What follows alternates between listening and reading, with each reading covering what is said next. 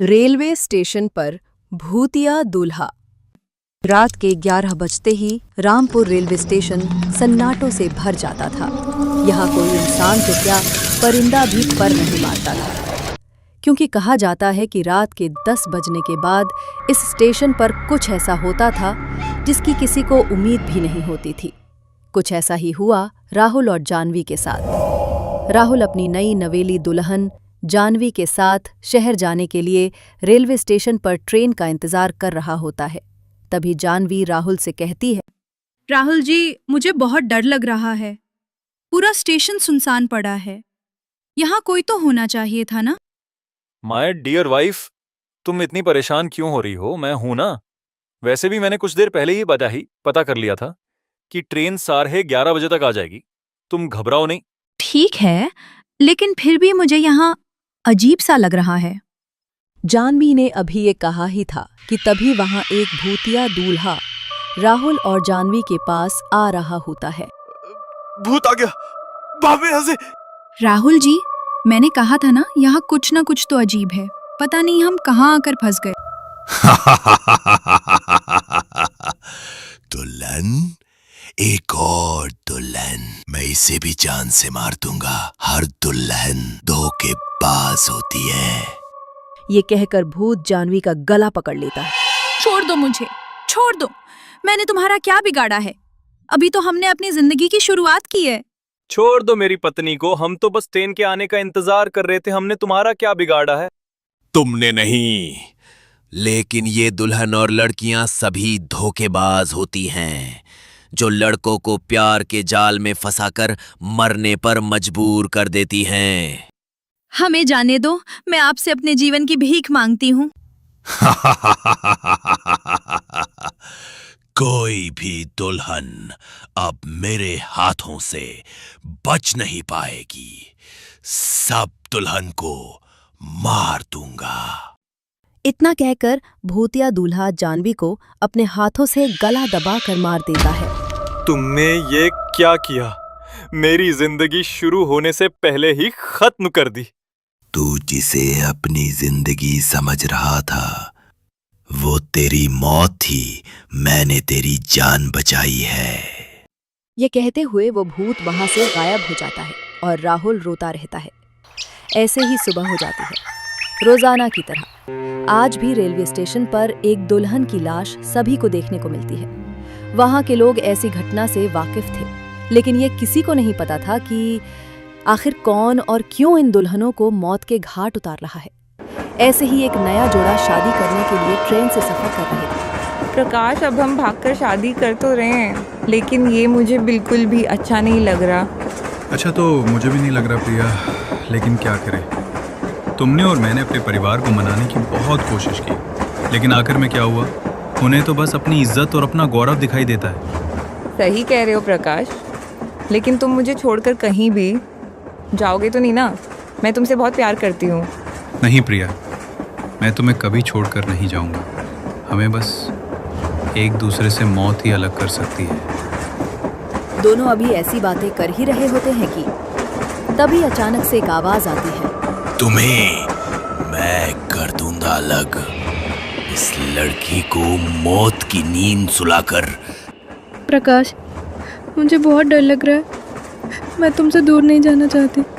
प्रिया ने इतना बोला ही था कि तभी वहां पर भूतिया दूल्हा आ जाता है। एक और धोखेबाज लड़की, जो झूठे साथ जीने मरने की कस्में खा रही है। तू भी इस लड़के को मेरी तरह मरने के लिए छोड़ देगी? ये कहते ही वो भूत प्रिया का गला पकड़ लेता है और अपने नुकीले नाखूनों से उसकी गर्दन में वार करता है, जिसके कारण प्रिया वहीं मरने की कगार पर होती है और अपनी आखिरी सांसें गिन रही होती है। एक और मजनू की मौत होने से बचा लिया। मैंने तेरी जान बचा ली। तुमने मेरी जीते जी दुनिया उजाड़ दी। मैंने जिसे चाहा तुमने उसे ही मार दिया, और कहते हो कि तुमने मेरी जान बचा ली। तुम एक शैतान हो और कुछ नहीं, बस। नहीं नहीं नहीं, तुम मुझे ऐसा मत कहो। तुम कुछ नहीं जानते हो इन लड़कियों के बारे में। मैं बताता हूं अपनी दर्द भरी दास्तां, फिर तुम्हें पता चलेगा कि लड़कियां कैसी होती हैं। आज से 16 साल पहले मेरी जिंदगी बहुत ही हसीन और खुशियों से भरी हुई थी। करण और सुमन एक ही कॉलेज में पढ़ते थे। दोनों एक दूसरे से प्यार करते थे, लेकिन ये वो समय था जब जात पात बहुत ज्यादा मायने रखती थी। सुमन, हम दोनों के प्यार का क्या होगा? माता पिता मानेंगे क्या? एक बार बात करके तो देखो। अगर नहीं मानेंगे तो हम कोई दूसरा रास्ता निकाल लेंगे। दूसरा रास्ता कौन सा है? दूसरा रास्ता ये है कि अगर साथ जी नहीं सकते तो मर तो सकते हैं ना। मैं तुम्हारे बिना नहीं जी सकती। ऐसा मत बोलो, हम घर से भाग जाएंगे। तुम कल रामपुर रेलवे स्टेशन पर आ जाना और मैं भी आ जाऊंगा, और हम दोनों दिल्ली चले जाएंगे। वहां कोई हमें रोकने टोकने वाला नहीं होगा। वहां पहुंचकर हम सबसे पहले शादी करेंगे। ठीक है। मैं तुम्हारा इंतजार करूंगा। कल या तो हम जिएंगे या फिर मरेंगे। करण अगली सुबह रेलवे स्टेशन आ गया और सुमन का इंतजार करने लगा। सुबह से शाम हो गई, लेकिन सुमन वहां नहीं आई। करण को कुछ भी समझ नहीं आ रहा था कि आखिर वो क्या करे। अचानक ही वो ट्रेन की पटरी पर जाकर खड़ा हो गया, जहां ट्रेन अपनी तेज रफ्तार से रेलवे स्टेशन पर आई और करण को चीरती हुई आगे निकल गई। मैंने अपनी महबूबा की बेवफाई और धोखेबाजी की वजह से आत्महत्या कर ली, और तब से लेकर आज तक मेरी आत्मा भटक रही है, और ये तब तक भटकती रहेगी जब तक मैं उसकी जान नहीं ले लेता। मुझे हर एक लड़की और दुल्हनों में सुमन दिखती है, इसीलिए मैं उन्हें जान से मार देता हूँ। मैं मानता हूँ कि तुम्हारे साथ बहुत बुरा हुआ है, लेकिन जरूरी नहीं कि हर एक लड़की एक जैसी हो। तुमने मेरे साथ गलत किया है, चले जाओ यहाँ से। प्रकाश ने अभी इतना बोला ही था कि तभी पीछे से सुमन भूत की कहानी सुनकर उसकी ओर चलकर आ रही थी। भूत ने सुमन को पहचान लिया और बौखला गया। भूत ने तुरंत सुमन का गला पकड़ लिया और बोला, आज आई तू मेरे हाथों में, आज तेरी जान लेके ही रहूंगा। आज मुझे तुझसे कोई नहीं बचा सकता। मेरी बात तो सुनो, मैं तुम्हारी कहानी सुन के ही यहाँ आई हूँ। मैं इस कोच की अगली सीट पर बैठी थी।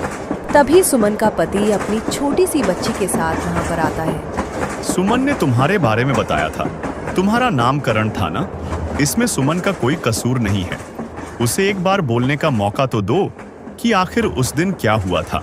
हाँ भूत अंकल, मेरी मम्मी को छोड़ दो, वो बहुत अच्छी है। मैं आपसे रिक्वेस्ट करती हूँ। रूबी की मासूमियत भरी बात सुनकर भूतिया करण सुमन का गला छोड़ देता है और कहता है, बोलो, क्या बोलना चाहती हो? उस दिन मेरे पिताजी ने मुझे कमरे में बंद कर दिया था, लेकिन फिर भी मैं जैसे तैसे उस रात वहाँ आई थी।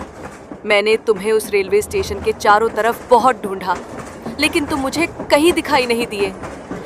मैंने कई महीनों तक तुम्हारा इंतजार किया, लेकिन फिर भी तुम नहीं आए। मुझे लगा कि तुम मुझे धोखा देकर कहीं चले गए। तुम्हें लगा कि मैंने तुम्हें धोखा दिया है।